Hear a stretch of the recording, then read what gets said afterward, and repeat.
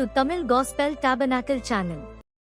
இரண்டாம் நாளாகமம் 14:11 பார்க்கும் பொழுது Second Chronicles chapter 14 and verse 11. அங்கே வேதம் என்ன சொல்லுகிறது? What does the word of God say? பலன் அற்றவனுக்காகிலும் பலன் உள்ளவனுக்காகிலும் உதவி செய்கிறது கர்த்தாவே உமக்கு லேசான காரியம். Lord, it is nothing with thee to help, whether with many or with them that have no power. தேவனுக்கு உதவி செய்கிறது என்பது அவருடைய ஒரு கடமை, இல்லாவிட்டால் அது அவருடைய ஊழியம். As for God, helping is only his ministry or his duty. ஒரு தேவனுடைய பிள்ளைக்காக அவர் உதவி செய்ய எப்பொழுதும் தம்முடைய கையை நீட்டிக்கொண்டே இருக்கிறார். The Lord is always stretching out his hand in order to help a child of God. இதை குறித்து நாம் எபிரேயர் 2ஆம் அதிகாரத்தை பார்க்கும் பொழுது About this, when we read in Hebrews chapter 2 16ஆம் வசனம் என்ன சொல்லுகிறது? and verse 16, what does it say? அவர் தேவ தூதர்களுக்கு உதவியாக கைகூடாமல் ஆபிரகாமின் சந்ததிக்கு அவர் உதவியாக கை கொடுத்தார். He did not render a helping hand to the angels, but took on him the seed of Abraham. விழுந்து போன தேவ தூதர்களுக்கு கை கொடுக்காமல் விழுந்து போன தேவனுடைய சாயலாக உருவாக்கப்பட்ட மனிதனுக்கு அவர் கை கொடுக்கிறவர். It is clearly said he took not on him the nature of the fallen angels, but he took on him the seed of Abraham, the fallen man. இதிலிருந்து என்ன விளங்கிக் கொள்கிறோம்? What do we understand from this? தேவன் உதவி செய்கிற தெய்வம். The Lord, our God, is the one who helps. அடுத்ததாக நாம் மார்க் எழுதின சுவிசேஷம் 9ஆம் அதிகாரத்துக்கு நம்முடைய கவனத்தை கொண்டு வரும் பொழுது Nextly turning to Mark the Gospel chapter 9. அங்கே இயேசு உதவி செய்கிற ஒரு காரியம் சுட்டிக்காட்டப்பட்டிருக்கிறது. Even there it is mentioned about a point in which Jesus helps. Mark 9ஆம் அதிகாரம் 22ஆம் வசனத்தை பார்க்கும் பொழுது Mark 9 and verse 22. எங்கள் மேல் மனதிறங்கி எங்களுக்கு உதவி செய்ய வேண்டும் என்று அந்த தகப்பன் தன்னுடைய பிள்ளைக்காக இயேசுவை நோக்கி அபயமிடுகிறான். Here the father looking on unto Jesus, he cries saying, if thou canst do anything, have compassion on us and help us. ஒரு தேவனுடைய பிள்ளைக்கு இயேசுவும் உதவி செய்யக்கூடியவராக இருக்கிறார். Yes, even Jesus is able to help a child of God. ஒரு தேவனுடைய பிள்ளைக்கு அவர் உதவி செய்ய தன்னுடைய கையை இன்றைக்கும் நீட்டுகிறார். And even today he stretches out his hand to help a child of God. அங்கே அந்த மனுஷன் கேட்கிற உதவி என்ன? What is that help? This man asked. முதலாவது நாம் நாளாகமத்திலே படித்தது யுத்த களத்தில் நிற்கிற ஒரு மனிதன் உதவியை தேடுகிறான். In the book of Chronicles we see as to how a man who stood in the battlefield sought for the help of God. ஆனால் இங்கே நாம் பார்க்கும் பொழுது But here ஒரு மனிதன் தன்னுடைய பிள்ளையை காப்பாற்றும்படியாக அழிக்கும் சக்தியிலிருந்து பிசாசின் போராட்டத்திலிருந்து அவனுக்கு உதவி செய்து தப்புவிக்க வேண்டும் என்று மன்றாடுகிறான். And here the man is beseeching the Lord that his child may be delivered from the demonic oppression, from the power of destruction. நீங்கள் பழைய ஏற்பாட்டையும் புதிய ஏற்பாட்டையும் அலசி ஆராய்ந்தாலும் எந்த இடத்தில் ஒரு மனிதன் உதவி கேட்டாலும் பிதாவோ குமாரனோ பரிசுத்த ஆவியானவரோ உதவி செய்ய முடியாது என்று சொன்னது கிடையாது. Rinsing through the Old Testament and the New Testament we see as to how the Father, Son and Holy Ghost have never refrained from helping a person when they sought for his help. அந்த பிள்ளைக்கு இயேசு உதவி செய்தார். Here Jesus helped the child. அதே mark 9ஆம் அதிகாரம் 24ஆம் வசனத்தை பார்க்கும் பொழுது Again turning to verse 24 of Mark chapter 9. அடுத்ததாக அவர் உதவியை அவன் தேடுகிறான். He seeks the next help. அந்த தகப்பனுக்கு அங்கே தேவைப்பட்ட உதவி என்ன? What was the help that the father needed? என் அவிசுவாசம் நீங்கும்படி எனக்கு உதவி செய்யும். Help thou mine unbelief. அப்படியானால் இருந்து என்ன விளங்கிக் கொள்கிறோம்? Then from this what do we understand? ஒரு மனிதனுக்கு எந்த சூழ்நிலையிலும் எப்பேற்பட்ட சூழ்நிலையிலும் எந்த ரீதியிலும் உதவி செய்ய இயேசு போதுமானவர். Jesus is more than sufficient enough for us to help any man in any time at any need. பிசாசை துரத்துவதற்கு மாத்திரமல்ல, Not only for casting out devils, ஒருவனை குணமாக்குவதற்கு மட்டுமல்ல, not only for healing a person. இங்கே இயேசுவிடத்தில் அவன் கேட்கிறான், எனக்கு உதவி செய்ய வேண்டும். என்ன உதவி?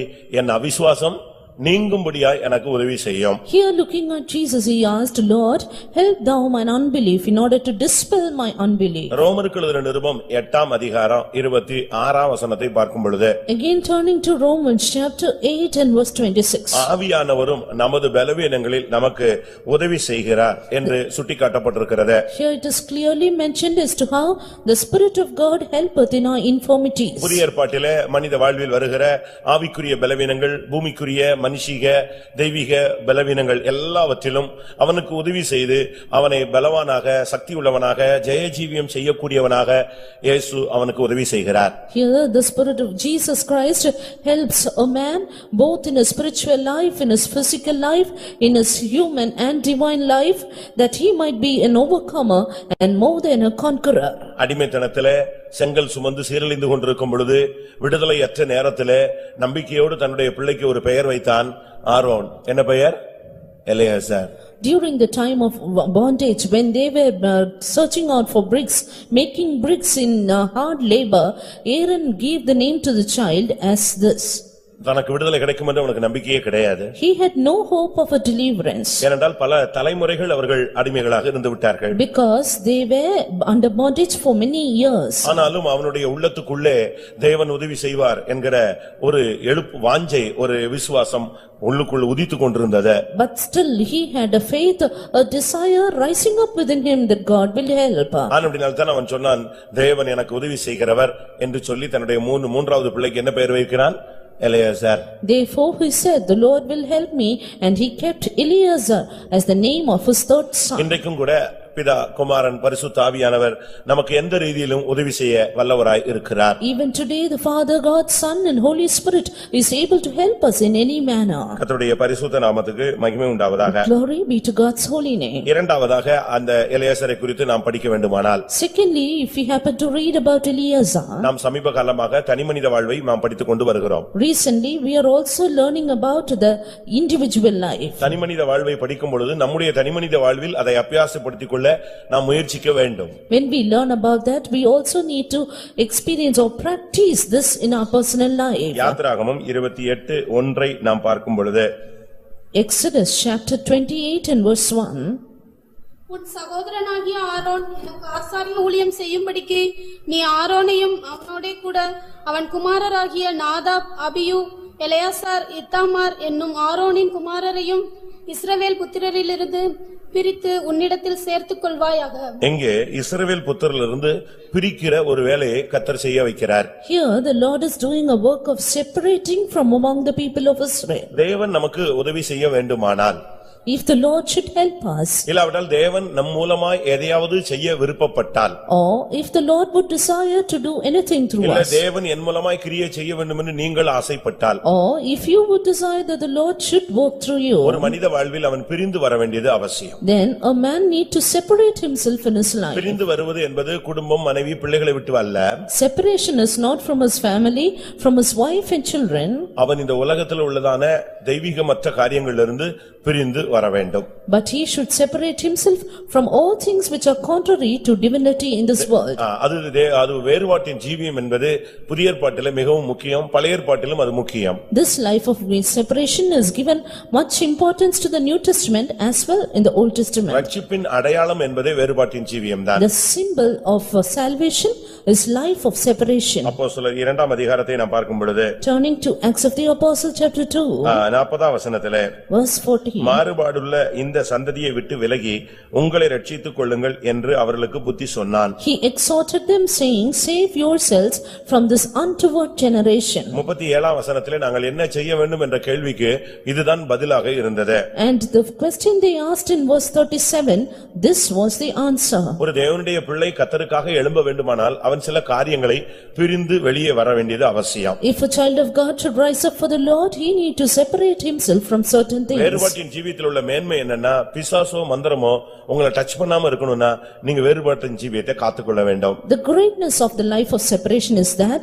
if the devil and the enchantments, magical things should not touch you, then you need to have a life of separation. பில்லிசூனியம் வச்சிட்டாங்க, மந்திரவாதம் பண்ணிட்டாங்க, அதனால எனக்கு கை இழுத்துக்குச்சு, கால் இழுத்துக்குச்சு, என்ன எதையோ அமுக்குது அப்படின்னு சொன்னா நீ எங்கேயோ ஃபெயிலியர் ஆயிருக்கிற. அதனுடைய ஃபெயிலியருடைய ரீசன் இடம் என்னன்னா, வேறுபாட்டின் ஜீவியத்தை நீ காத்துக்கொள்ளவில்லை.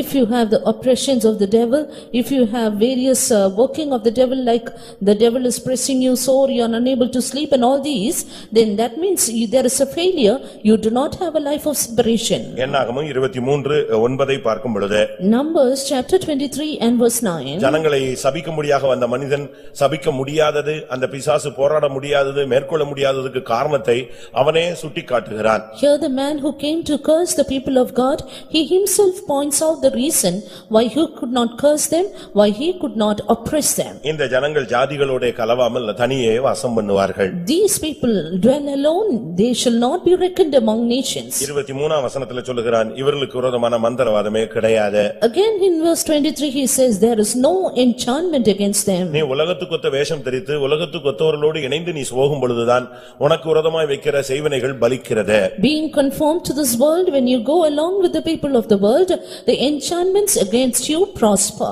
ஒரு தேவனுடைய பிள்ளையினுடைய வாழ்க்கையில பிரித்து வெளியே வருவது அவசியம். In the life of a child of God, he need to separate himself and come முழு out. இஸ்ரவேல் ஜனங்களும் தேவனுடைய ஜனங்கள்தான். The whole lot of the people of Israel are people of God மொத்த இஸ்ரவேலை indeed. குறித்து ஆண்டவர் சொல்லும் பொழுது இஸ்ரவேல் என்னுடைய சேஷ்ட புத்திரன் என்று சொல்லுகிறார். About the whole lot, the Lord says, Israel is my firstborn. அவைகளுக்குள்ளும் ஒரு வேறுபிரிதலை கர்த்தர் சொல்லுகிறார். But the Lord tells of a separation even among them. இன்னும் ஆழமாக சொன்னால் Yet more deeply, சபைக்குள்ள கூட ஒரு வேறுபாட்டின் ஜீவியம் இருக்கு. there is a life of separation even in the church.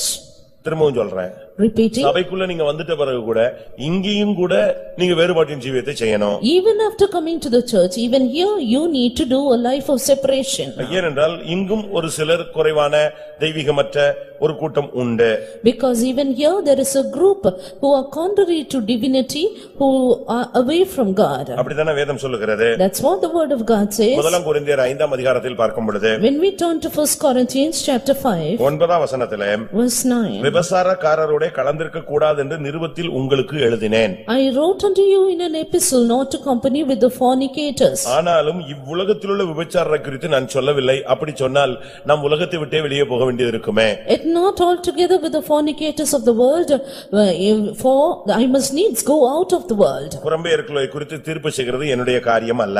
And it is not with me in order to judge the people outside. 11ஆம் வசனத்துல நான் உங்களுக்கு எழுதினது என்னவென்றால் சகோதரன் என்று எண்ணப்பட்ட ஒருவன் தவறு செய்தால் என்று அவர் சுட்டிக்காட்டுகிறார். And in verse 11 he clearly says, but now I write unto you that if anyone called a brother would do anything. அதனால் இந்த மார்க்கத்திலே வந்த பின்பு வேறுபாட்டின் ஜீவியம் என்பது ஒவ்வொரு கட்டத்திலும் நமக்கு பயிற்சிவிக்கப்பட வேண்டும். Therefore after coming to this path, the thing is we need to practice this life of separation in every stage. பாவத்திலிருந்து வெளியே வந்துடுறீங்க.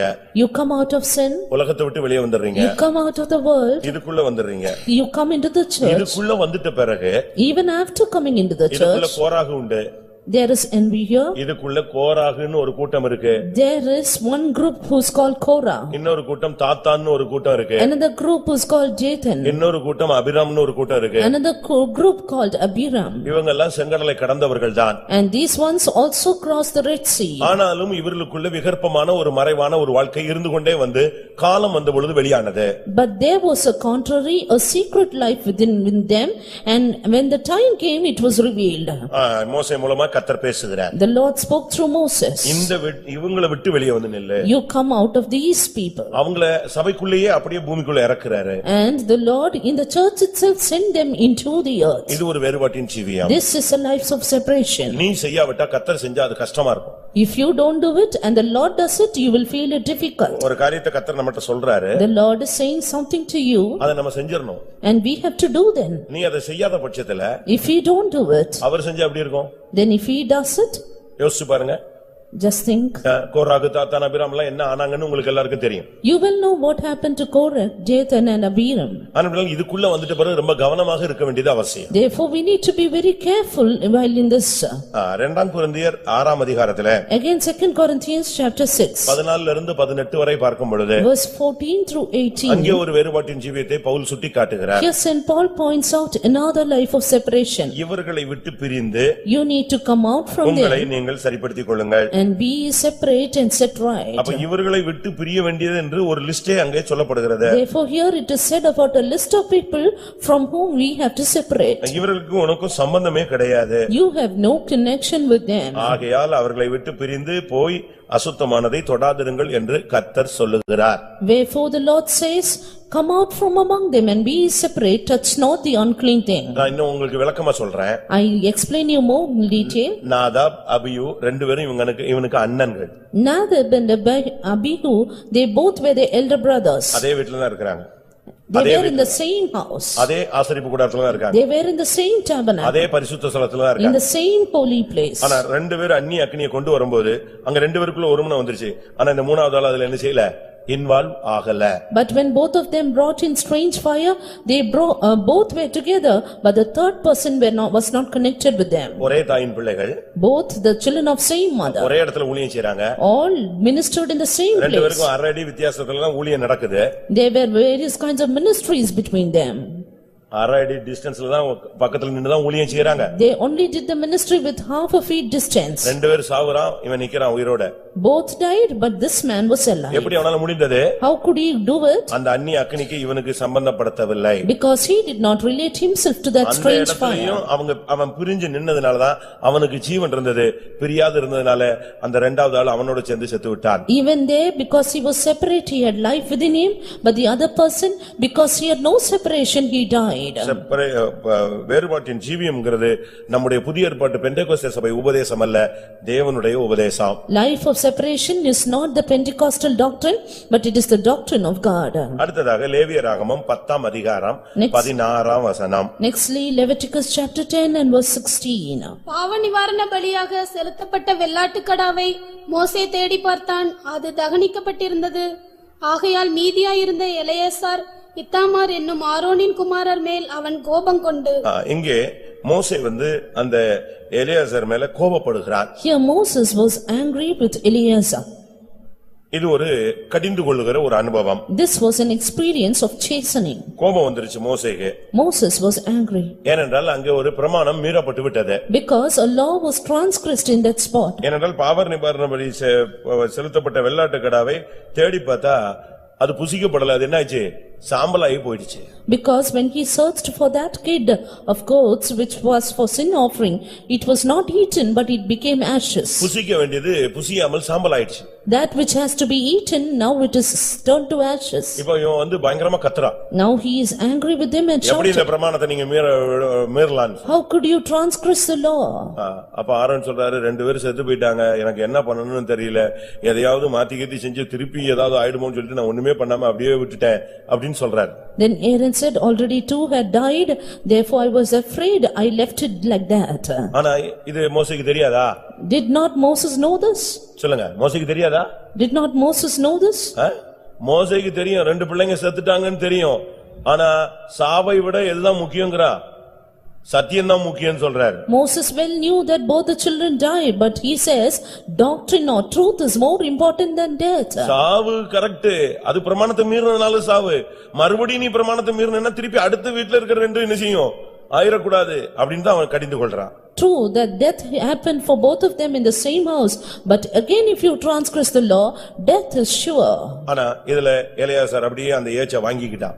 But Eleazar, he accepted the chastening. நம்மை மற்றவர்கள் கடிந்து கொள்வது என்பது அது ஒரு பாடம். When others chasten us, that is a lesson for us. ஒரு சிலர் எல்லாம் கடிந்து கொள்ளவே முடியாது. And some people you cannot chasten them at all. ஒரு சிலர் எல்லாம் நீங்க ரஃபா நடத்த முடியாது. Some others you cannot treat them rough. ஒரு சிலரை திருத்த முடியாது. Some people you cannot correct them. நாய்வால என்ன செய்ய முடியாது? நாய்வால நேராக்க முடியாதுன்னு சொல்லுவாங்க. You cannot straighten the dog's tail. அப்படி நம்ம வாழ்க்கையை நம்ம அப்படி ஒரு ஸ்டபர்னஸா மாத்தி கொள்ள கூடாது. We should not have such a stubborn life. நாம் வளையணும். We need to bend. ஏசுனா வாங்கிக்கணும். And we need to accept chastening. அப்படிதான் சங்கீதக்காரன் சொல்லுகிறார். That's what the psalmist says. 141ஆம் சங்கீதம் 5ஆம் வசனத்தை பாருங்கள். Psalm 141 and verse 5. அங்க நமக்கு எல்லாருக்கும் தெரிஞ்ச வசனம். A verse known to all of us. என்ன சொல்லப்பட்டிருக்கிறது? What is it said there? நீதிமான் என்னை குட்டட்டும். Let the righteous smite me. அது என் தலைக்கு எப்படி இருக்கும்? எண்ணெயை போல இருக்கும். It shall be an oil to my head. குட்டெல்லாம் வேண்டாம், திரும்பி பார்த்தாலே அவனுக்கு உச்சகட்ட டெம்பர் ஆயிடுறான். என்னை எப்படி திரும்பி பார்க்கலாம்? Now not even smiting, just turning back and staring itself, it is something that we cannot கடிந்து accept. கொள்ளுதல் என்பது நம்முடைய வாழ்க்கையில ஒரு அருமையான ஒரு ஜீவியம். Chastening is a beautiful life. ஒரு பிள்ளையை கடிந்து கொள்ளாம வளர்த்தா அது வேசிப்பிள்ளைன்னு பைபிள் சொல்லுகிறது. If a father doesn't grow up with chastening a child, then it becomes the child of an உன்னை adulterer. யாருமே சத்தம் போடல, உன்னை யாருமே கண்டுக்கல, உன்னை அப்படியே காட்டு மரம் போல காட்டு கழுதையை போல விட்டுட்டா நம்ம என்ன ஆகும்? If nobody is minding us, nobody is shouting at us, leaving us as a wild tree, then what will happen? தேக்கு மரம் அழகான ஸ்ட்ராங்கானது. tree is strongest. ஆனா என்ன செய்வாங்க? But what happens? அத சைடுல வளரவே விட மாட்டாங்க. They will never allow it to grow on the sides. Why? ஏன்? அது சைடுல வளர விட்டுட்டு அது மரமா நம்முடைய கதவுக்கு ஒண்ணுக்கு நிசியாது, யூஸ் ஆகாது. If it grows on the sides, then it cannot be used for the wood. அதனால அத முறிக்க வேண்டிய இடத்துல முறிச்சிட்டே இருக்கணும். Therefore they cut it whenever then and then necessary. அந்த மரத்துக்கு கஷ்டமா தான் இருக்கும். It will be difficult for the tree. அந்த கிளைகளை வெட்டும்போது அதில இருந்து கண்ணீர் மாதிரி பால் மாதிரி தண்ணி மாதிரி வடிக்கும். அது என்ன பண்றது? When the branches are then cut, you can see it shedding tears, the milk, the sap of it. கடிந்து கொள்ளுதலை நீங்கள் ஏற்றுக்கொள்ளும் பொழுது அதுக்குள்ள ஒரு அபிஷேகம் இருக்கு. But when you accept the chastening, there is an anointing hidden. அதான் உபதேசம். That is the doctrine. நீதிமொழிகள்ல நீங்க முதலாம் அதிகாரம் 23ஆம் வசனத்தை பாருங்கள். Proverbs 1:23. என் கடிந்து கொள்ளுதலுக்கு திரும்புங்கள். You turn to my rebuking. இதோ என் ஆவியை உங்களுக்கு அருளுவேன். Behold, I give you my spirit. என் கடிந்து கொள்ளுதலுக்கு திரும்புங்கள். Turn you at my reproof. என் வார்த்தைகளை உங்களுக்கு நான் தெரிவிப்பேன். And I will make known my words unto you. ஆண்டவர் சத்தம் போட்டாருன்னு ஓடி போயிட கூடாது. இந்த தகப்பன் சத்தம் போட்ட உடனே ஸ்கூலுக்கு போகாம வீட்டை விட்டு ஓடி போவான் பாருங்க. கடைசில போய் அவன் நிக்கிற இடம் எங்க தெரியுமா? ஹோட்டல்ல எச்சியில எடுப்பான். You see, when the father shouts, the children run away from the schools and even their houses. Finally, they are found in the hotels picking up the waste leaves. இளைய குமாரன் எங்க போய் கடைசில நின்னா? Where did the prodigal son stand?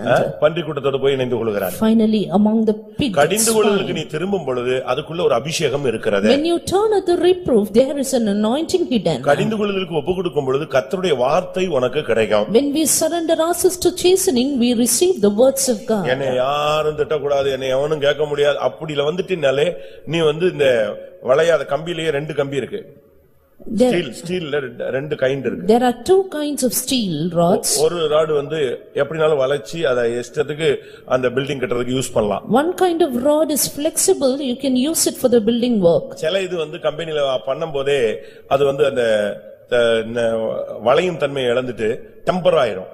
While some others, when they are produced in the company itself, they lose their flexibility and become tempered. அத வளைக்க டப்புன்னு ஓடியதான் செய்யும். And when you try to bend them, they will break. அதை use பண்ண முடியாது. You cannot use them. கடிந்து கொள்ளுதலை ஏற்றுக்கொள்கிறவனை தான் கர்த்தர் யூஸ் பண்ண முடியும். The Lord can use only those people who accept chastening. ஏசுனா பரவாயில்ல, நம்முடைய நன்மைக்கு செய்றாங்க, சரி கரெக்ட், ஓகே, நம்ம எல்லாம் அவசரப்பட்டுட்டோம், நம்ம இப்படி பண்ணிட கூடாது, இப்படித்தான் எடுக்கணும், என்னைய மட்டும்தான் ஏசுறாங்க, நான் தப்பு பண்ணாதான் பிரச்சனை அப்படின்னு நம்ம விகற்பமா ஒரு தாட்டுக்கு வந்துட்டோம்னாலே அதுக்கு பிறகு நம்மளால கடிந்து கொள்ள முடியாது, ஒடிஞ்சிருவோம். When they reprove us, when they chasten us, say it is okay, it is for my good.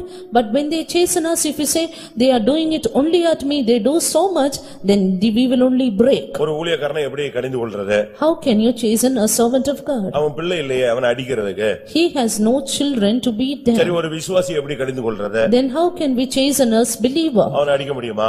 Can you beat them? அடிக்க முடியாது. You cannot. ஆனா அப்ப என்ன செய்யறது? Then what should we do? அப்படியே விட்டுற முடியுமா? Can we leave them like that? விட்டா ஆண்டவர் எங்கள்ட்ட கணக்கு கேட்பாரே. Then the Lord will ask account of us. இதுக்கு தான் வேதம் என்ன சொல்லுகிறது? That is what the word of God says. நீதிமொழிகள் 6:23 பார்க்கும் பொழுது Proverbs 6:23. போதக சிட்சையே ஜீவ வழி. Reproofs of instruction are the way of life. அந்த போதகத்துல கொடுக்கிற லைட்ட கொஞ்சம் டோஸ் அவனை கரெக்ட் பண்ணிட்டே இருக்கும். The little doses in that instruction will correct the person. அதுலயும் கூட அவனை திட்டலன்னு சொன்னா நாங்க ஊழியத்துல உங்களை ஏமாத்துறோம்னு அர்த்தம். Even then, if you do not reprove, then that means we are doing a cheating ministry. நீங்க உங்களை நாங்க ஏமாத்தி காசு வாங்கிட்டு இருக்கோம்னு அர்த்தம். We cheat you and receive money at your hands. உன்னை கரெக்ட் பண்ண வேண்டியது எங்களுக்கு கையில கொடுக்கப்பட்ட ஒரு ஊழியம். But correcting you is a ministry given into your hands. தகப்பன் பிள்ளையை பெரம்பினால் அடித்தால் அவன் என்ன செய்யான்? Sagan. A child will not die if the father beats it with the rod. இல்லாவிட்டால் அந்த பிள்ளை தன்னுடைய தாய்க்கும் தகப்பனுக்கும் என்ன உண்டு பண்ணுவான்? லட்சையையும் அவமானத்தையும் உண்டு பண்ணுவான். Or else the child will bring shame for the parents. அதனாலதான் பவுல் சொல்றார், நான் பெரம்போடு வர வேண்டுமா அன்போடு வர வேண்டுமான்னு கேக்குறேன். That's why Saint Paul is asking, should I come with the rod or with love? ஒரு மனுஷன் தன்னுடைய குறைகளை சுட்டிக்காட்டும் போது அதை ஏற்றுக்கொள்ளணும், அவன் தான் ஞானியாய் மாறுவான். When a man points out at our mistakes, we should accept it, only that person will become wise. என்னாகமம் 3ஆம் அதிகாரம் 4ஆம் வசனம். Numbers chapter 3 and verse 4. என்னாகமம் 3:4. Numbers 3:4. நாதாபும் அபியூவும் Sinai வனாந்தரத்தில் அந்நிய அக்கினியை கர்த்தருடைய சந்நிதியில் கொண்டு வந்தபோது கர்த்தருடைய சந்நிதியில் மரித்து போனார்கள். அவர்களுக்கு பிள்ளைகள் இல்லை. எலெயாசாரும் இத்தாமாருமே தங்கள் தகப்பனாகிய ஆரோனுக்கு முன்பாக ஆசாரிய ஊழியம் செய்தார்கள். ஆசாரிய ஊழியம் அவர்கள் செய்தார்கள். They did the priest's office. ஒரு தேவனுடைய பிள்ளை ஒரு ஊழியம் செய்ய வேண்டும். A child of God should do a ministry. நீங்க இங்க எல்லாரும் உட்கார்ந்திருக்கீங்க, நாம எல்லாருக்கும் ஒரு ஊழியம் இருக்கு. We are all seated here, we are all having a definite ministry to do. அது இல்லாம நம்ம சும்மா வந்துட்டு ஒரு வெல்விஷர் மாதிரி வந்துட்டு போக கூடாது. We should not come and go as well wishers. நமக்கு ஏதாவது ஒரு வேலையை கர்த்தருடைய வேலையை செய்யணும். We need to do some or other work of the Lord. ஒண்ணுமே முடியலையா? If you cannot do anything, prayer செயின்ல உட்கார்ந்து பிரேயர்லயாவது என்ன செய்யணும்?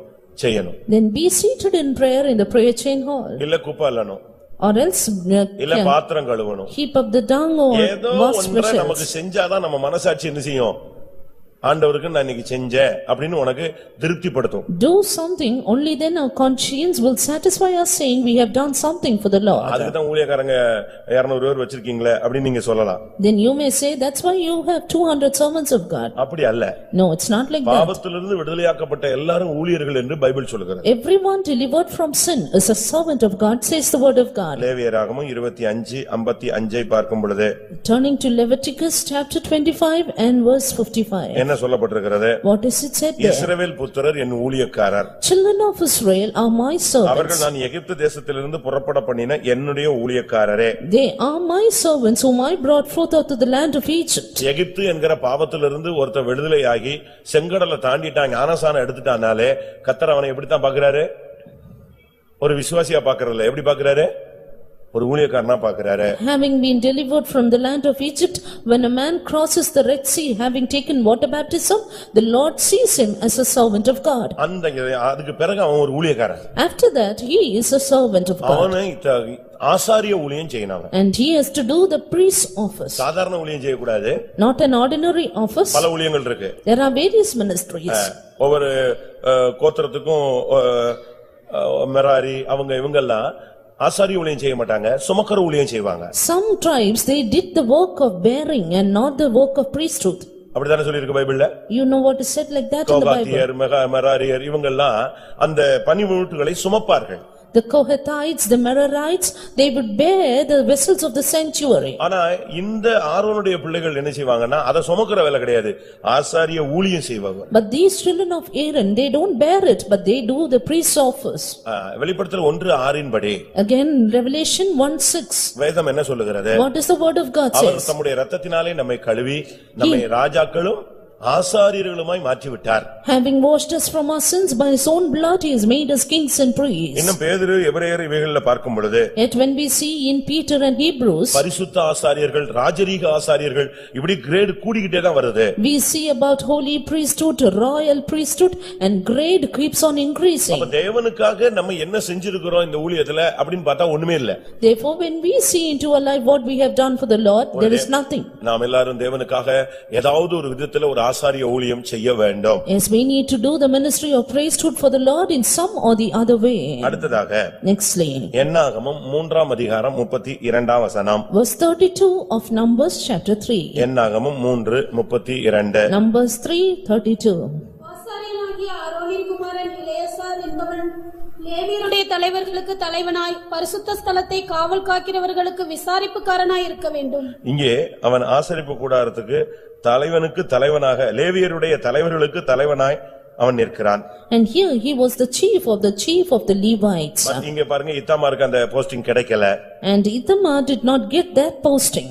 அவனுக்கு கிடைச்ச போஸ்டிங் பாத்தீங்கன்னா இவன் தான் தலைவர்களுக்கு தலைவன். But he was the chief of the chief. இவனுடைய ஊழியம் என்ன தெரியுமா? What is his ministry? பரிசுத்த ஸ்தலத்தை காவல் காக்க வேண்டும். To keep charge of the sanctuary. அப்படி காவல் காக்கிறவர்களுக்கு விசாரிப்புக்காரனாய் இருக்க வேண்டும். And he has to be the oversight, do the oversight of those who keep the charge. அப்படினா என்ன? What does that mean? ஜெபம் பண்ணியா? Is it through prayer? விசுவாசத்துல நின்றாயா? Did you stand in the faith? இன்னைக்கு Bible படிச்சாயா? Did you read the Bible today? இன்னைக்கு உபவாசம் எடுத்தாயா? Did you fast today? தேவ சமூகத்துக்கு போனாயா? Did you go to the presence of God? பரிசுத்த ஜீவியத்தை காத்துக்கொண்டாயா? Did you keep up your holy life? இதை விசாரிக்கிற ஒரு ஊழியத்துக்கு அவன் ஒரு தலைவனாக இருந்தான். And he was found to be the chief of the one who would inquire over these. நாம் ஒரு தேவனுடைய பிள்ளைகள் எல்லாரும் இந்த காவல் பரிசுத்த ஜீவியத்தை காக்க வேண்டும். We the people of God should keep up a holy life. ஊழியங்கள் நடக்கும், ஆனா பரிசுத்தம் இல்லன்னா அந்த ஊழியத்துல என்ன இருக்காது?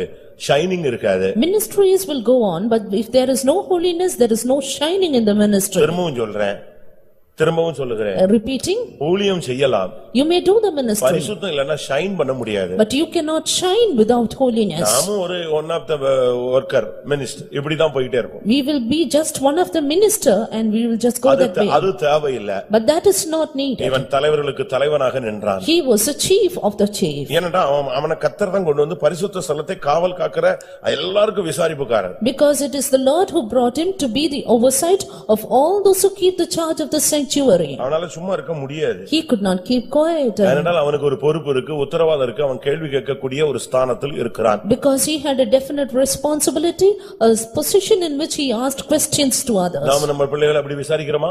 Do we inquire our children that way? நம்முடைய குடும்பத்தார் நம்ம அப்படி விசாரிக்கிறார்களா? You are our family members inquiring us that way? ஜெபத்துக்கு போனியானா உன் வேலைய பார், நீ போனியா போயிட்டே இரு அப்படிமா. Did you go for prayer? If they ask, they say, did you go your way. வீட்ல நீங்க என்ன ஜெபத்துக்கு வரலனா நீ ஜெபிச்சிட்டியா போ நான் பாத்துக்கறேன். In their house they ask, do you not come for prayer? They say, did you pray? That's enough, you go your way. அப்படிதான் பிசாசு வந்து அந்த ஜெபத்துக்கு முற்றுப்புள்ளி வைக்கிறான். And the devil makes a full stop for the prayer. நாம் ஒரு பொறுப்புள்ளவர்கள். But we are people with responsibility. உனக்குள்ள ஒரு பரிசுத்த வாசஸ்தலம் இருக்கிறது. There is a sanctuary within you. ஏனென்றால் தேவனுடைய இதோ மனிதர்களுக்குள்ளே தேவனுடைய வாசஸ்தலம் இருக்கிறது. Behold, the tabernacle of God is with men. இத நீ காவல் காத்துக்கொள்ள வேண்டியது அவசியம். You need to keep charge of this. இதெல்லாம் நீ பொறுப்பு இல்லாம நாம இஷ்டத்துக்கு நம்ம செயல்பட முடியாது. We cannot work without responsibility. அவன் பாருங்க லேவியர்களுக்கு தலைவர்களுக்கு தலைவன். See, he was the chief of the Levites. தேவன் தான் அவனை அந்த ஸ்தானத்துல உச்சிக்கு கொண்டு வந்து நிப்பாட்டுறார். It is the Lord who kept him on the peak of that position. நம்மில் எத்தனை பேர் இப்படிப்பட்ட ஒரு விசாரிப்பு உள்ளவர்களாய் இருப்போம்? How many of us have this nature of inquiry? நமக்குள்ளேயே பரிசுத்த ஸ்தலம் இருக்கிறது. The sanctuary of God is within us. இத நீங்க வந்து காக்கலாம் கெடுக்கலாம். You can maintain it, you can also defile it. தெய்வீகத்தை அழிக்கலாம் கட்டி எழுப்பலாம். You can destroy, you can build up. அது எல்லாம் ரெண்டுமே சுயாதீனம் நம்ம கையில கொடுத்துட்டார். The freedom is given into our hands. அடுத்ததாக Nextly, என்னாகமம் Numbers 4ஆம் அதிகாரம் chapter 4 16ஆம் வசனம். verse 16. ஆசாரியனாகிய ஆரோனின் குமாரன் எலெயாசார் விளக்குக்கு எண்ணெயையும் சுகந்த தூப வர்க்கத்தையும் தினந்தோறும் இடும் போஜன பலியையும் அபிஷேக தைலத்தையும் வாசஸ்தலம் முழுவதையும் அதிலுள்ள யாவையும் பரிசுத்த ஸ்தலத்தையும் அதன் பணிமுட்டுகளையும் விசாரிக்க கடவன் என்றார். இங்கே 7 காரியத்துக்கு மேல அவனுக்கு விசாரிப்பு கொடுக்கப்படுகிறது. Here his nature of oversight for these things are given him. எப்பவும் அவனுக்கு இந்த விசாரிப்பை அவன் கரெக்ட்டா பாத்துட்டே இருக்கணும். Always he has to keep up this sight or oversight over these. இத தேவனே அவன் கையில கொடுக்கிறார். The Lord himself gave this into his hand. ஆண்டவரே அவன் கையில கொடுக்க சொல்லி மோசேட்டையும் ஆரோன்ட்டையும் பேசிட்டார். The Lord had spoken to Moses and Aaron to give this duty to him. அவனுக்கு 7 ஊழியம் கொடுக்கிறார். 7 ministries. விளக்குக்கு எண்ணெய், Oil for the light, சுகந்த தூப வர்க்கம், sweet incense, போஜன பலி, daily meat offering, அபிஷேக தைலம், anointing oil, வாசஸ்தலம் முழுவதும், all the tabernacle, பரிசுத்த ஸ்தலம், all that is in the sanctuary, அதன் பனிமூட்டுகள், and the vessels in it. இது எல்லாத்தையும் அவன் எப்பவும் விசாரிப்புல கண்ட்ரோல்ல என்ன இது நடந்துகிட்டு இருக்குங்கிறது அவனுக்கு முன்னால தெளிவா இருக்கணும். He had to keep the clear oversight, a clear control over all these things. ஊழியங்கிறது சும்மா இல்ல, ஜிப்பா போடுறதோ இல்ல ஒயிட் அண்ட் ஒயிட் போடுறதோ நகைய கலத்துறதோ இல்ல மீசை எடுக்கிறதோ இதெல்லாம் செஞ்சிட்டோன்னு உடனே நமக்கு வந்து சீட் அலாட் ஆயிடுச்சுன்னு நினைச்சிடக்கூடாது. Just because we wear the dress in white and white, just because we remove our ornaments and do many things like that, don't think the seat is reserved for us. உன்னுடைய ஜீவியத்துல விளக்குக்கு எண்ணெய் இருக்கா? Is there oil for the light in your life? விளக்கு இருக்கு. The light is there. ஆனா விளக்குக்கு எண்ணெய் இருக்கா? But is there oil for the light? கிருபை இருக்கா? Is there the grace? இரக்கங்கள், தேவனுடைய இரக்கங்கள் இருக்கா? Do we have the mercies of God? விளக்குக்கு எண்ணெய் இல்லன்னா என்ன பிரயோஜனம்? If there is no oil, what is the use of ஒரு it? பெரிய விளக்கு இருக்கு, அதுக்கு எண்ணெய் இல்லன்னா என்ன பிரயோஜனம்? There's a big lamp but no oil, what is the use? ஒரு பெரிய ஃபோக்கஸ் லைட்ட கட்டி விட்டுட்டு சப்ளை இல்லன்னா என்ன இருக்கும்? There's a big focus light but no current supply, what is the use? இருள் அடைந்து கிடக்கும். Then it will be totally in darkness. விளக்குல எண்ணெய் இருக்கணும், அந்த எண்ணெயை வச்சு திரிய வச்சு கொளுத்துனாதான் குத்து விளக்குகளின் மத்தியில யார் உலாவுவா? தெய்வம் உலாவுவாரு. There should be oil in the light, and only if it burns brightly, God will move among the candlesticks. உங்களுடைய விளக்குல எனக்கு எண்ணெய் இருக்கா? Is there oil in your light? அந்த புத்தியுள்ள புத்தி இல்லாத கன்னிகளை நீங்க படிச்சு பாருங்க. You learn about the wise and the unwise virgins. புத்தி இல்லாதவங்களுக்கு எண்ணெயே இல்ல. The unwise virgins, they had no oil. சரி, புத்தி உள்ளவங்களுக்கு என்ன இருக்கான்னு கேட்டா கொஞ்சம் எண்ணெய் இருக்கு. But the wise virgins had a little oil. ஒரு சில ஜெபம் பண்ணுவாங்க, ஆண்டவரே புத்தி உள்ள கன்னிகைகளா எங்களை வைத்துக்கொள்ளும். ஐயோ வருகையில நானே இப்பமே கைவிடுறதுக்கு நீங்க எழுதி கொடுத்த மாதிரி இருக்கு. Some people always pray, Lord, keep me as the wise virgin. It is like, Lord, reserve me to be left behind at your coming. புத்தி உள்ள கன்னிகையும் கைவிடப்பட்டவதான், புத்தி இல்லாத கன்னிகையும் கைவிடப்பட்டவங்க தான். The wise virgin, the foolish virgin, both of them are left behind church. ஏனென்றால் எப்பதான் வராரு மணவாளன்? Because when does the bridegroom come? அதெல்லாம் தெளிவா இருக்கும். நடு ராத்திரியில். He comes at midnight. அது ஒரு சப்ஜெக்ட், அதுக்கு இப்ப போக டைம் இல்ல. We have no time to go into that. உபத்திரவகாலத்தின் நடுவுல ஒரு இயேசு என்ன செய்யறார்? இரண்டாவது வர்றத தன்மையை காண்பிக்கிறது. It shows that Jesus appearing the second time in the mid tribulation. அத புத்திக்கு வச்சுக்கிட்டு நம்மாலும் புத்தி உள்ள கன்னிகையை மாற்றும் ஜெபிப்பாங்க. Some people not understanding that, they pray, Lord, make me a wise virgin. இன்னும் ஒரு குரூப் ஆண்டவரே 30 60 100 30 60 100 ஜெபிக்கிறவங்க இருக்காங்க. Another group of people, they pray, Lord, make me 30 60 and 100. 30க்கு ஜெபிச்சா நீயே ஜஸ்ட் பாஸ் கொண்டு போய் ஜனத்தை நிப்பாட்றன்னு அர்த்தம். If you are praying for 30-fold, then that means you are making yourself to stand in the just pass grade. 30 60க்கு இந்த அப்போஸ்தல ஊழியமே தேவையில்லை, independent மினிஸ்ட்ரியே போதும். For 30 and 60-fold, independent ministry is enough, not this apostolic ministry. ஒரு சுவிசேஷகனுடைய ஊழியத்துல ஒருத்தன் பங்கெடுத்தாலே அவன் 30% அடிச்சிட்டு வந்துருவான். A man who is partaking in the ministry of an evangelist, he will have this 30%. ஏதாவது ஒரு அபிஷேகம் பெற்ற சபையில இருந்து அவன் 60 அடிச்சிட்டு போய்டுவான். If he is in some anointed church, he can take that 60-fold. இந்த பிரதேசத்துல நிக்கிறவனுக்கு 100 தான் தேவையே தவிர 30 60க்கு இவ்வளவு பத்தியம் இருக்க வேண்டிய அவசியம் இல்ல. But those who aim at 100, they need this consecrated life, but those who are aiming at 30 and 60 need not have this consecrated life. விளக்குக்கு எண்ணெய் இருக்கா விசாரிச்சு பாரு. Do you have oil for the light? Inquire. உன்னுடைய விளக்குல எண்ணெய் இல்லனா இன்னைக்கு எண்ணெயை வாங்கிக்கொள். If there's no oil, today get it. இரண்டாவது சுகந்த தூப வர்க்கம். Nextly, sweet incense. prayer life எப்படி இருக்குன்னு விசாரிச்சு பாரு. You just inquire, how is your prayer life? உன் மனைவியோ புருஷனோ ஊழியக்காரனோ இல்ல உடன் ஊழியக்காரனோ நீ காலையில 4 மணி ஜெபத்துக்கு போனாயா 6 மணி ஜெபத்துக்கு போனாயா 10 மணி ஜெபத்துக்கு போனாயான்னு உன்னை விரட்டிக்கிட்டே இருக்கணும்னு இல்ல, நீயே விசாரிச்சு பாரு இன்னைக்கு ஏன் நம்ம போகல. நீ எலேசர் தானே, கர்த்தர் உனக்கு உதவி செய்கிறவர் தானே, நீயே யோசிச்சு பாரு ஏன் உன்னால போக முடியல, இத்தனை வாரமா நீ போலையே, இப்படியும் போனீன்னா உனக்கு ஃபியூச்சர் எப்படி இருக்கும், உன்னால இந்த வாழ்க்கையில நிக்க முடியுமா, நம்மளே அனலைஸ் பண்ணணும்.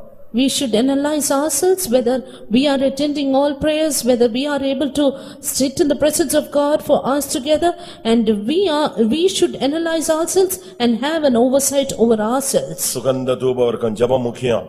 Sweet incense, prayer is much important. கர்த்தர் டைம் கொடுப்பாரு. The Lord will give you time. சுகம் கொடுப்பாரு. The Lord will give you health. எழுப்புவாரு. The Lord will raise you up. இது ஒரு time. This is a time. அதுக்கு பிறகு எழுப்ப மாட்டாரு. And then he will not wake you up. You will not get grace. படுக்கையிலேயே கிடக்க வேண்டியிருக்கும். You will have to be on bed. அப்போ ஒரு காலம் அது. And that is another time.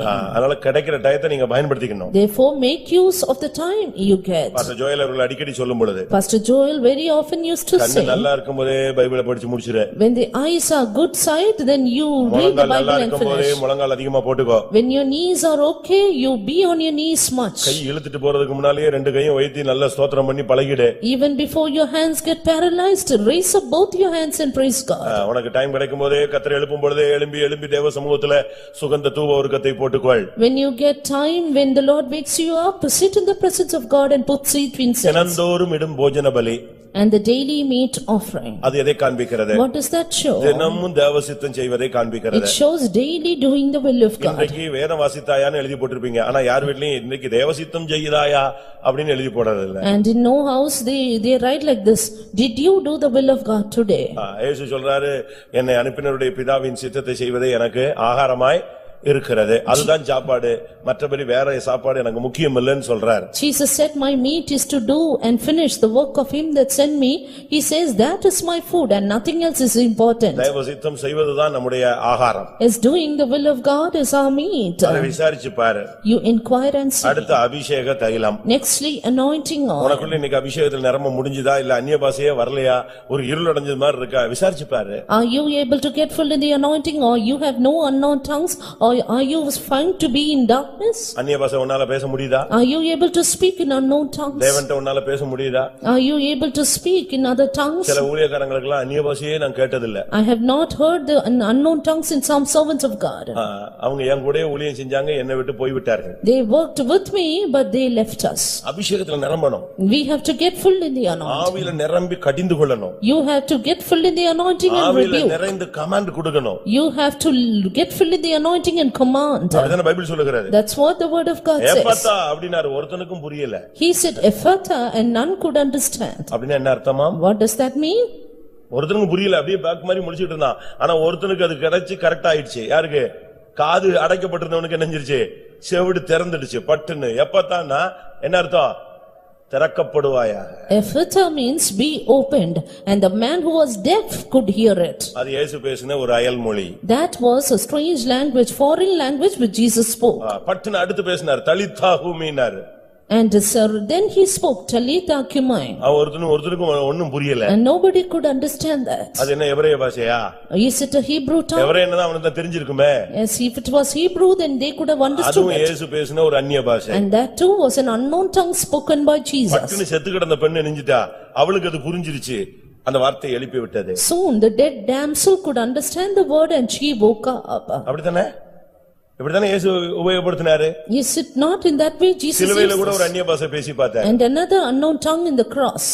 அதுவும் அவங்களுக்கு புரியல. And they could not understand even எலியா that. வருவான் போல இருக்கு, இவர் ஏதோ நடக்க போகுதுன்னு சொன்னான். And they said Elijah would come and something is happening. அந்நிய பாஷை பேசு, வாயை திறந்து பேசு. You speak in unknown tongue, open your tongue and speak. பேசுகிறவன் மனுஷனோட அல்ல, தேவனோடு பேசுகிறான். He that speaketh in unknown tongues, he speaketh with God and not with man. ஒரு சிலர் நாங்கள் உள்ளுக்குள்ளேயே பேசிக்கொள்ளுகிறோம். Some people say we speak it inside. என் பக்கத்து வீட்டுக்காரன்ட்ட போய் நீ உள்ளுக்குள்ளேயே பேசு, அவனுக்கு புரியுதான்னு பாப்போம். And you அவன் ஏன்னா go, ஊமை மாதிரி நிக்கிறான், அவனே பாத்து. you go and speak to your neighbor in unknown tongues within yourself and he will say you're அந்நிய dumb. பாஷை பேசுகிறவன் தனக்கு பக்தி விருத்தி உண்டாக பேசுகிறான். He that speaketh in unknown tongues edifieth அந்நிய himself. பாஷை பேசுகிறவன் ரகசியங்களை பேசுகிறான். He that speaketh in unknown tongues speaketh உனக்குள்ள mysteries. இருக்கிற அபிஷேக தைலத்தை நீ ட்ரை பாரு, கூடி இருக்கா, தைலம் குறைஞ்சிருக்கா, எப்படி இருக்குன்னு பாரு. See how the anointing oil is within you, in what measure, whether it is increased or வாசஸ்தலம் decreased. முழுவதையும் And the whole of the tabernacle. உன்னுடைய சரீரம் முழுவதையும் நீ விசாரிக்கணும். You have to inquire your whole body. உன்னுடைய சரீரத்துல எங்க தோல்வி? Which part is the shortfall? உன்னுடைய வாயில தோல்வி இருக்கா? Do you have shortfall in your கண்கள்ல தோல்வி mouth? இருக்கா? There's defeat in your eyes.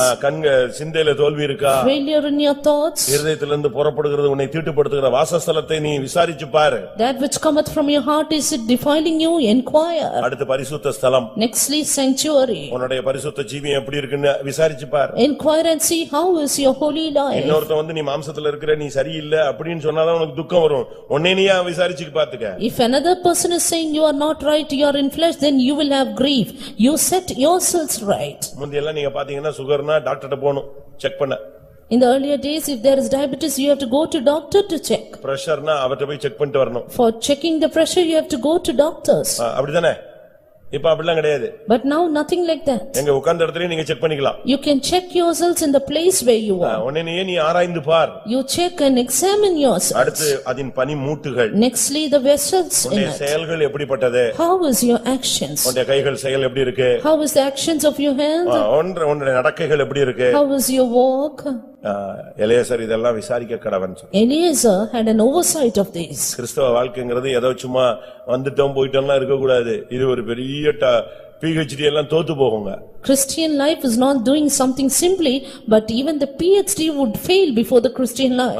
நீங்க வந்து இது கத்துக்கிட்டு அப்படியே போனீங்கன்னா கிருபன்னு போனீங்கன்னா அவங்க கிருபை ஃபில் பண்ணி எல்லாத்தையும் ஜெயிக்க வச்சிரும். If you learn in this life more and more asking for grace, grace will help you to overcome. நீங்க அவனை படிச்சு பாருங்க, அவன் லைஃப் அழகா மெயின்டைன் பண்ணி கர்த்தர் கொண்டு போயிட்டார், அவனும் மெயின்டைன் பண்ணி போயிட்டான். Look at his life, of the Lord maintained him clearly, and he also maintained his life and went away. ஏன்னா அவன் 20ஆம் அதிகாரத்துல Aaron மரிக்கிறார். Numbers chapter 20, Aaron dies.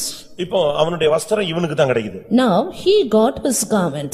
அந்த வஸ்திரம் எல்லாம் அவனுக்கு தான் கிடைச்சது. And all his garments fell upon this man. என்னாகமம் 20:26. Numbers 20:26. ஆரோன் உடுத்திருக்கிற வஸ்திரங்களை கழற்றி அவைகளை அவன் குமாரனாகிய எலெயாசாருக்கு உடுத்துவாயாக.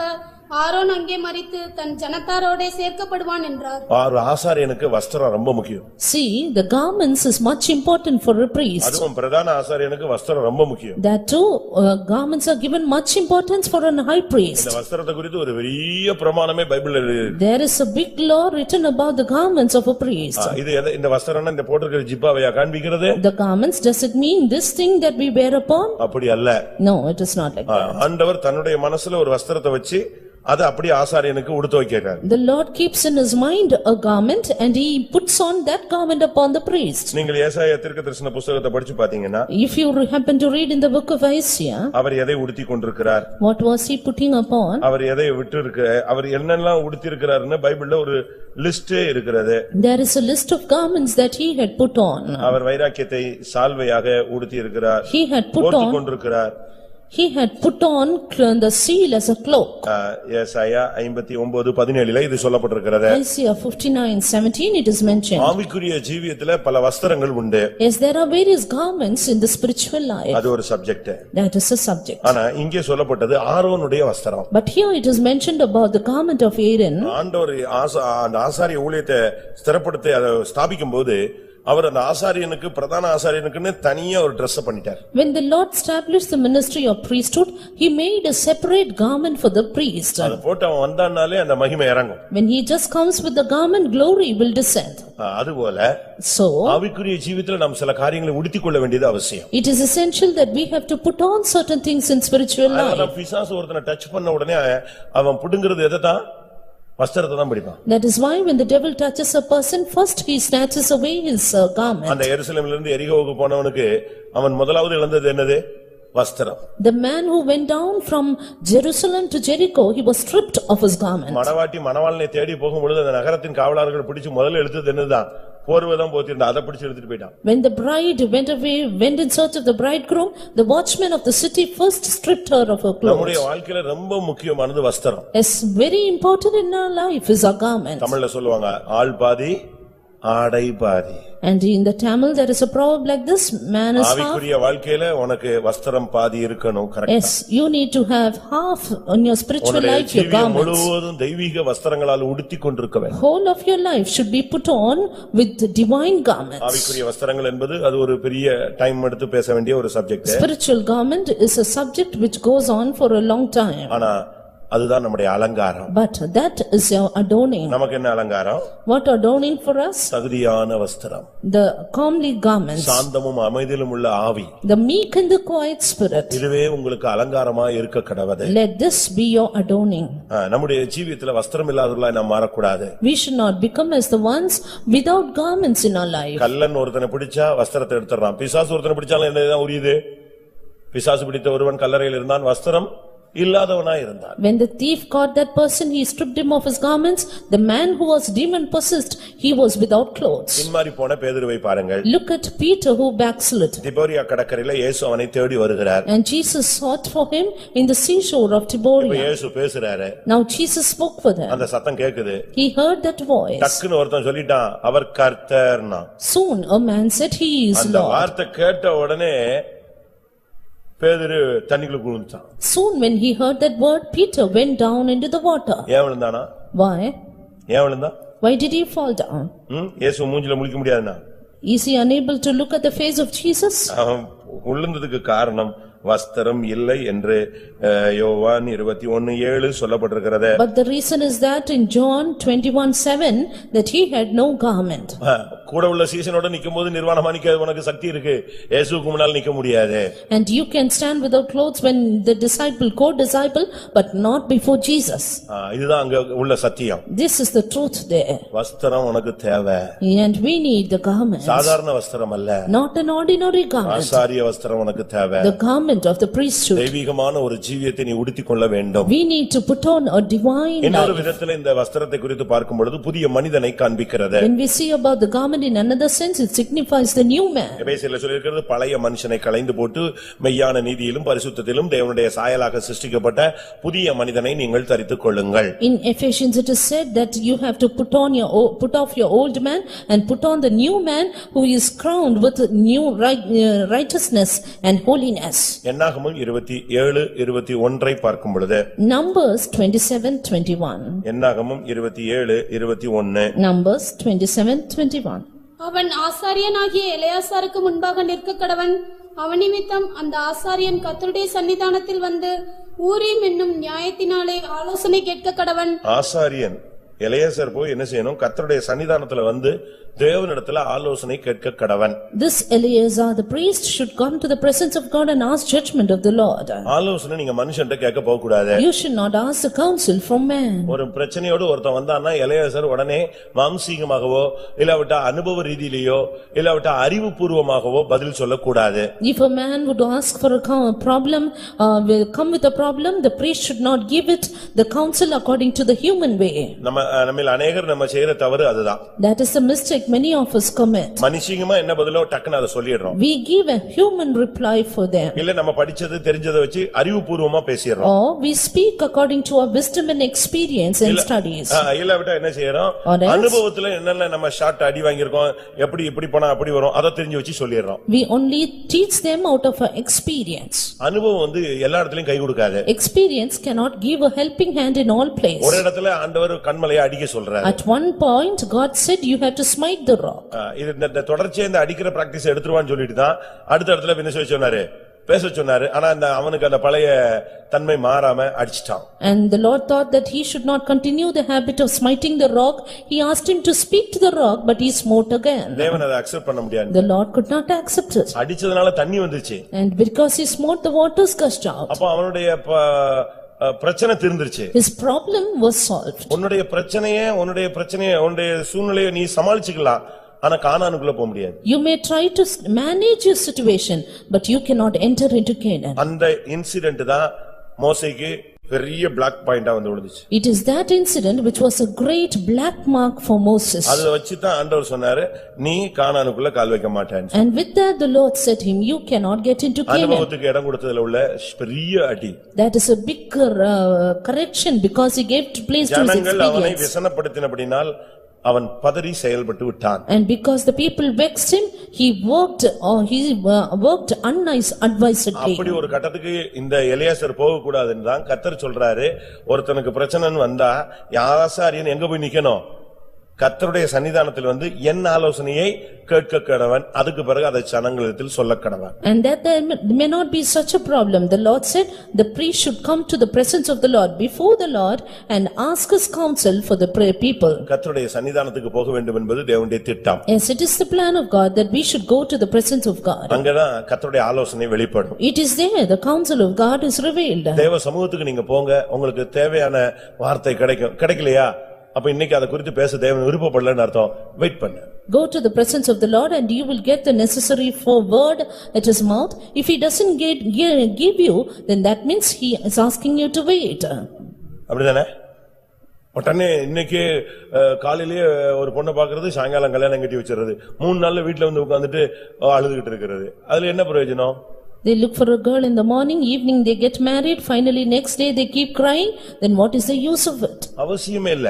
There's no use in it. ஆண்டவருடைய பாதத்துல கொஞ்ச நாள் wire. You keep it in the presence of the Lord in the feet of God. அந்த ஆரோனுடைய கோலை கொண்டு போய் எங்க வச்சாலும் அப்படி முளைச்சு உடனே என்ன செய்யாது? கனி கொடுக்காது. Aaron's rod will not bud and give forth fruit in any place. எந்த விஞ்ஞானத்துக்கு அப்படி செய்ய முடியாது. Any scientist cannot do that. ஆனா ஒரே நைட்ல தேவனுடைய சன்னிதானத்துல வச்சதனால என்ன கிடைச்சது? தளிர்த்தது, பூத்தது, காய்த்தது, கனியாக மாறினது. But when it was kept in the presence of the Lord, in a single night it budded, it brought forth blossoms and yielded fruit. கர்த்தருடைய சன்னிதானத்துல எவ்வளவு நேரம் நிக்கிறோமோ அவ்வளவு நேரம் நல்லது. So long as we stand in the presence of the Lord, that is too good for us. ஒரு clearance கிடைக்கிற வரைக்கும் wait பண்ணுங்க. Yes, wait until you get a clearance. நீங்க பாருங்க, ஒரு 2000 பேரை இழுத்துக்கிட்டு இந்த ட்ரெயின் போகும். The train would drag these 2000 people. அங்க சிக்னல் விழலன்னா அங்க ட்ரெயின்ல உள்ளவங்க என்ன குதிச்சாலும் கத்துனாலும் இல்ல, இந்த ட்ரெயின் டிரைவரே கோவப்பட்டுட்டுலாம் வண்டியில என்ன செஞ்ச முடியாது, எடுத்துட்டுலாம் போக கூடாது, அங்கேயே தான் நிக்கணும். சிக்னல் கிளியர் ஆனாதான் போவோம். But if the signal is not clear, how much ever the driver or the passengers would be angry, the train cannot move. நமக்கு எப்படி How was it for us? நம்ம ஏதோ தப்பு பண்ணிட்டாங்க போல இருக்கு சிக்னல் என்று நம்ம நேரா போய் பள்ளத்துல விட்டுறோம். We think there is something going wrong with the signal and அவர்கள் straightly, நெடுக போய் தண்டிக்கப்படுகிறார்கள்னு பைபிள் சொல்லுகிறது. and the word of God says he straightly go and is punished. நம்முடைய ஜீவியத்துல ரொம்ப கவனமாக இருக்க Yes, we need to be very careful in our lives. இன்னைக்கு நாம எலியாசரை குறித்து படித்திருக்கிறோம். Today we have learned about Eliezer. என்ன இருக்கு ரொம்ப பாயிண்ட் இருக்கு போதுமானது. There are yet many more things, but today it is enough. ஒரு 8 பாயிண்ட் பேசியிருப்பேன். I have spoken 8 points, I அத think. நீங்க நோட் பண்ணிருப்பீங்கன்னு நினைக்கிறேன். I think you would have noted it down. தேவன் எலியாசர் என்றால் தேவன் உதவி செய்கிறார். Eliezer means God for our help. உனக்கு எந்த சூழ்நிலையிலும் உன்னுடைய அவிசுவாசத்திலும் உன்னுடைய பலவீனங்களிலும் உன்னுடைய வியாதி பிசாசின் போராட்டமான நேரங்களிலும் உன்னுடைய யுத்தகலங்களிலும் அவர் உனக்கு உதவி செய்ய வல்லவர். In any situation, be it your sickness, your demonic oppression, or anywhere you are, the Lord is able to help you. உலகத்தை விட்டு வேறு பிரிய வேண்டும். You have to be separated from the world, சபைக்குள்ள இருக்கிற பின்மாற்றக்காரர்களை விட்டு வேறு பிரிய வேண்டும். separated from the backsliders in the church. கடிந்து கொள்ளும்போது நீங்கள் பிடரியை கடினப்படுத்த வேண்டாம். Don't be stiff-necked when we are stubborn. நல்லது, சாரி நான் அப்படி செஞ்சிருக்க கூடாது, பேசிருக்க கூடாது. உடனே அப்படியே தாழ்த்தி ஒப்பு கொடுத்து அதை நீதிமான் நமக்கு செய்கிற ஒரு சரிப்படுத்துதலாக எடுத்துக்கொள்ள வேண்டும். When you are reproved, immediately accept it as the correction of the righteous and surrender. நாம் ஒரு ஆசாரியர்கள். We are priests. கர்த்தருக்காக ஏதாவது ஒரு ஊழியத்தை டெய்லி நம்ம செய்யணும். We have to do some or another ministry for the Lord. நமக்கு ஒரு விசாரிப்பு இருக்கிறது. There is an inquiry for us. பரிசுத்த ஸ்தலத்தை குறித்த ஒரு பொறுப்பு நமக்கு இருக்கிறது. A responsibility of the sanctuary is there. உன்னிடத்தில் ஒப்புவிக்கப்பட்டதை அந்நாள் வரை நினைச்சுக்கொள், காத்துக்கொள். Keep that which is thou is committed unto you. ஒப்புவிக்கப்பட்ட அந்த நற்பொருளை விசுவாசத்தோடு காத்துக்கொள். Keep that good thing which is given unto you by faith. உன்னிடத்தில் நம்பி கர்த்தர் பல காரியங்களை கொடுத்திருக்கிறார். As having believed you, the Lord has entrusted many things. அடுத்து டெய்லி நீ விசாரிக்கணும். You have to inquire of it every உன்னுடைய day. ஜெப ஜீவியம் என்ன? Your prayer life, how is it? கிருபை என்ன? Your grace, how is உன்னுடைய it? அபிஷேகம் என்ன? Your anointing, how is உன்னுடைய it? ஜீவியத்தில் உள்ள தோல்விகள் நிறைவுகள் என்ன? Failures and fullness, how is it? அடுத்ததாக உன்னுடைய வஸ்திரம். Nextly, your garments. தெய்வீகமான வஸ்திரம் எப்பொழுதும் நீ வைராக்கியத்தை தெய்வீகத்தை உடுத்திக்கொண்டே இருக்கணும். We need to always put ourselves on with the seal and divine things. அவர் ஒளியை வஸ்திரமாக தரித்திருக்கிறார். He has put on light as his garments. எல்லாவற்றுக்கும் மேலாக தேவ சன்னிதானத்தில் நின்று பழகுங்க. Above all, habituate in standing in the presence of the Lord. எல்லாரும் கண்களை மூடுங்க. Let us all close our eyes. நமக்கு ஒரு கன்வென்ஷன் இருக்கிறது. A convention is before us. அதி சீக்கிரத்தில் அது சில மணி நேரங்கள்ல தொடங்கும். Within few hours it will start. நாளைக்கு இந்த நேரம் எப்படி இருக்கும்னு உங்களுக்கு தெரியும். You know how it will be tomorrow at this time. ஆனா இதுக்காக நீ ஒரு ஆசாரியர். But for this you are a priest. தேவன் நமக்கு உதவி செய்ய வல்லவர். The Lord is able to help us. ஆனால் தேவன் எலியாசர்களை சபையில் தேடுகிறார். But the Lord is seeking for Eleazars. இந்த மாலை நேர கூட்டத்துல கூட கர்த்தர் நம்முடைய சபையில எலியாசர்களை எதிர்பார்க்கிறார். Even at this evening meeting, the Lord is searching for Eleazars among us. Nadab Abihu தேவையில்லை. Nadab and Abihu is not needed. சபையில எலியாசர்கள் கர்த்தருக்கு தேவை. But the Lord wants Eleazars in the church. தேவன் உதவி செய்ய வல்லவர் என்று காத்திருக்கிற ஜனங்கள் தேவை. The Lord needs people who save, who wait saying God will help தேவ me. சந்நிதியிலே நிற்கிற ஜனங்கள் தேவை. The Lord needs people who would stand to the presence of God. தெய்வீகத்தை உடுத்திக் கொள்ளுகிற ஜனங்கள் தேவை. The people who would clothe on divinity.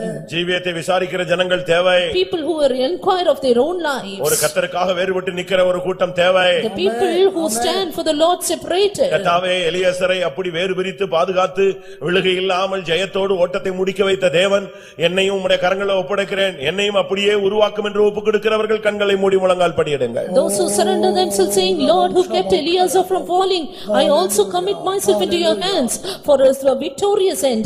Let us yield ourselves. குடும்பத்தில் பல மரணங்கள் வந்தது.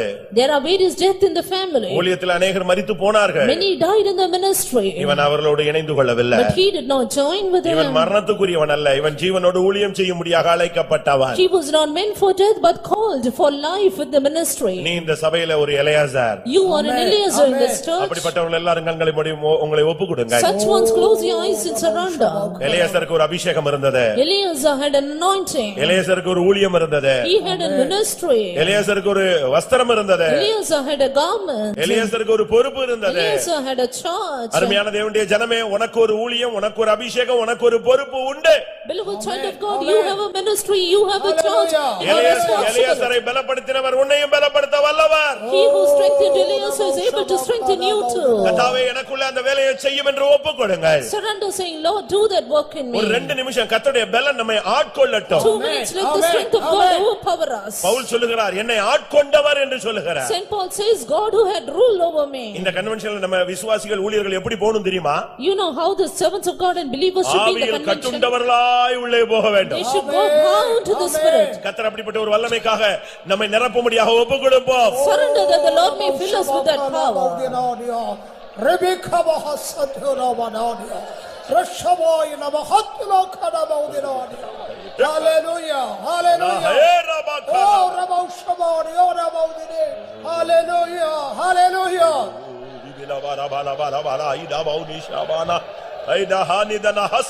Amen.